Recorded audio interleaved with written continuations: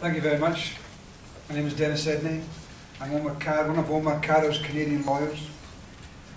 I was just thinking about what Alex Nevy had been talking about, torture and all those areas, and I was, just 2 weeks ago, I just returned from Guantanamo Bay, and in a discussion with some military personnel, and there was discussion about how do we treat these detainees in the intervening year before the place closes down.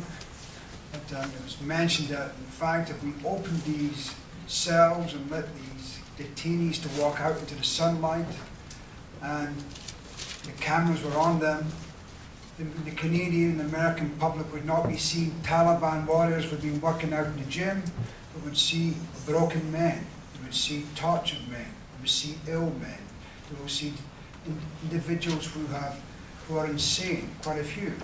Some for a variety of reasons, some for trying to commit suicide, just to escape. But I'm not here to talk about that.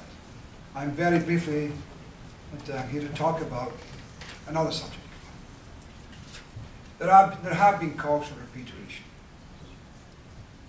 And it's possible that Omar Khadr will be repatriated. And if that happens, what do we do? What's the plan? Do we just drop him on the street? Let him find his own way? What do we do? So yesterday, we sent to the public with a press conference and we delivered a plan.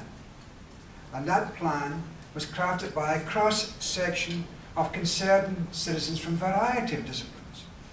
From the law societies, to the medical profession, to the educational institutions, to religious institutions, and even including dealing with his living arrangements. And as a parent, when you're trying to help your kid move on in life, what are the areas you look at? Well, I want to see he's healthy.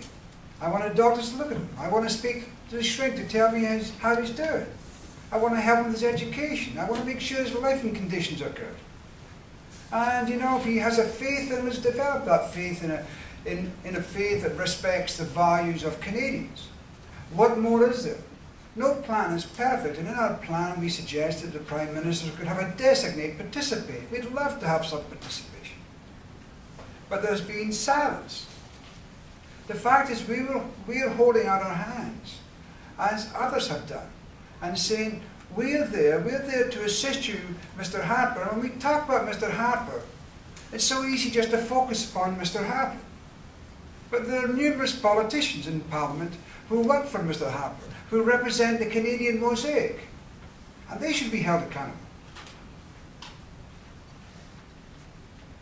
So what do? I say we have a plan. I say no plan is perfect. I say the very fact Mr. Harper and his fellow politicians refuse to listen. What does that say? Well, Mr. Harper, when he speaks for each and every, when Mr. Harper speaks as our Prime Minister, he speaks for each and every Canadian. And by taking the intractable, inhuman, uncompassionate approach that he takes, then he trades upon every Canadian's reputation. Our reputation that we attempt to show that we're a caring society. So I say to you, don't give up. Call your MPs, particularly your